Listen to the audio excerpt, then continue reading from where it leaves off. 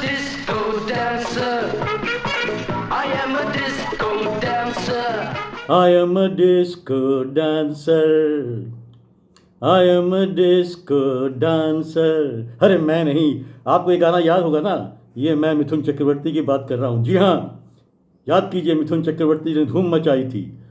और वही मिथुन चक्रवर्ती क्या यही डांस जो है वो अब भाजपा के लिए करेंगे बंगाल के चुनाव में?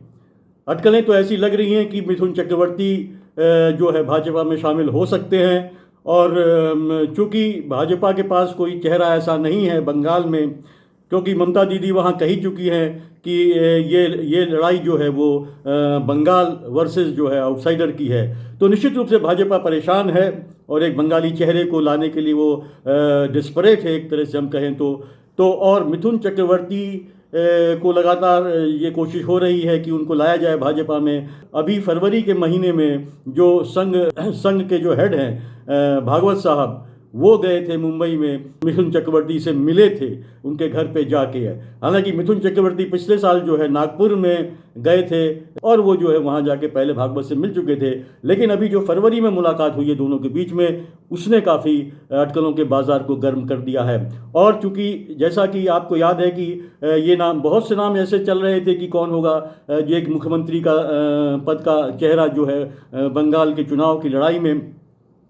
उसमें पहले नाम जो है आपको याद होगा कि सौरभ गांगुली का चल रहा था, लेकिन बाद में जो है लगता है कि वो उनको जो है कि काफ़ी उनकी तबीयत खराब हुई, उनको हार्ट अटैक हुआ और जो है उसकी वजह से जो है शायद उस नाम में फिर जो है भाजपा को लगा कि अब तो मुश्किल हो जाएगी, और हो सकता है दादा ने भी जो है कि मना कर दिया हो। लेकिन और नाम भी चल रहे हैं लगातार जो है कि एक मुख्यमंत्री पद के दावेदार के रूप में। उनमें जो है कि जो वहाँ के बंगाल के एक जाने माने एक्टर हैं प्रसेनजीत चटर्जी, उनका नाम चल रहा है। मिथुन चक्रवर्ती का तो चल ही रहा है। सौरभ गांगुली अब थोड़ा मुझे लगता है कि पीछे हो चुके हैं। इसके अलावा जो है कि गायक जो है वहाँ के और जो मंत्री भी हैं केंद्र सरकार में, बाबुल सुप्रियो, वो भी कहीं ना कहीं जो है अपने को क्लेमेंट मानते हैं और पूरी कोशिश कर रहे हैं तो उनको एक मुख्यमंत्री पद के चेहरे के रूप में भाजपा जो है वहाँ पे डिक्लेयर करे। इसी तरह जो है पत्रकार और राज्यसभा के सदस्य जो है स्वपन दास गुप्ता भी जो वो लगे हुए हैं, वो अक्सर बंगाल के दौरे कर रहे थे बहुत पिछले 1-1.5 साल से, और वो पूरी कोशिश कर रहे हैं मुख्यमंत्री के चेहरे के रूप में भाजपा प्रस्तुत करे। बहरहाल अभी जो सबसे बड़ी खबर तो यही बन रही है, मिथुन चक्रवर्ती जो है भाजपा में शामिल होंगे, वो तैयार हो जाएंगे।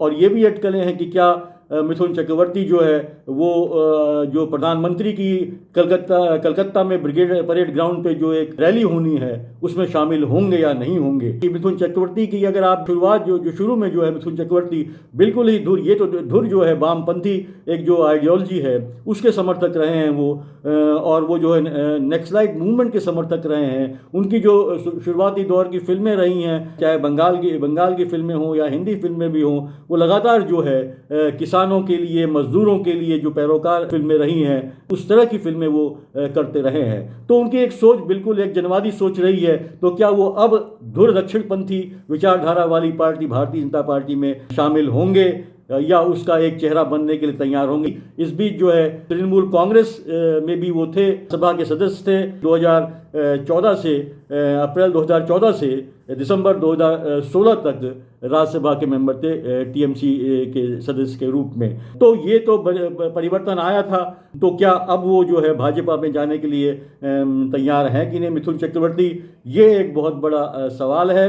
लेकिन देखिए भाजपा की समस्या ये है कि क्योंकि वहाँ पे जिस तरह से वहाँ के जो अध्यक्ष है, भाजपा के अध्यक्ष जो है कि दिलीप घोष, वो लगातार मेहनत कर रहे हैं इतने सालों से, और वो कहीं ना कहीं जो है कि अपने को एक कंटेंडर मान रहे हैं कि उनको जो है कि एक चेहरे के रूप में पेश किया जाएगा। या अगर भाजपा के इतने सदस्य आ जाते हैं जीत के कि वो सरकार बनाने की स्थिति में होती है, तो उन्हें मुख्यमंत्री का चेहरा बनाया जाएगा।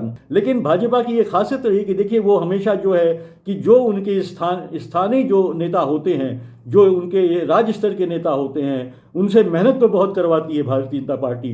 खूब चुनाव प्रचार में जो है उसके पहले भी जो है करवाती है, और लेकिन जो है बाद में जो है वो एक मुख्यमंत्री के रूप में किसी और को ला के बैठा देती है। भाजपा का अपना जो है, चाहे कुछ भी बात हो, चाहे मोदी जी कितना भी कहें और चाहे अमित शाह कुछ भी कहें या कुछ भी करते रहें, अंत में जो है कौन मुख्यमंत्री बनेगा इसका फैसला जो है नागपुर से होता है, आरएसएस के हेडक्वार्टर से होता है।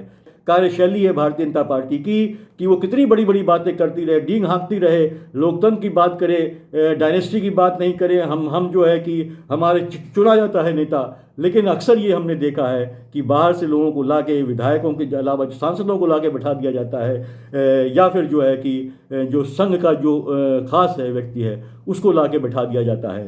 तो ये बातें सिर्फ कहने की हैं। भारतीय जनता पार्टी में होता वही है जो संघ चाहता है। सवाल यही, क्या मिथुन चक्रवर्ती जो है भाजपा के इस ऑफर को स्वीकार कर लेंगे? क्योंकि देखिए, मिथुन चक्रवर्ती 70 साल के हैं और भाजपा लगातार जो है, देखिए ये भी बड़ी त्रासदी है कि भारतीय जनता पार्टी जो लगातार कहती है कि जो है उसने एक सीमा रेखा खींची हुई 75 साल की, और लेकिन कम से कम जो है कि वो यंग लोगों को लाने की बात करती है। वो लगातार, आपको याद होगा कि अभी केरल की जब बात चली थी तो वहाँ भी जो ई श्रीधरन है, जो वहाँ पे मेट्रोमैन, उनको भी लाने की बात चल रही थी एक मुख्यमंत्री पद के चेहरे के रूप में, और वो जो है कि 88 साल के हैं। तो समझ लीजिए, मतलब इस तरह से एक डिस्परेट है भारतीय जनता पार्टी कि किस तरह से जो है चुनाव जीता जाए, और किस तरह से जो है कि जो जो जो स्ट्रॉन्ग चीफ मिनिस्टर्स हैं जिन राज्यों की, उनको टक्कर देने के लिए भारतीय जनता पार्टी के पास कोई चेहरे नहीं हैं।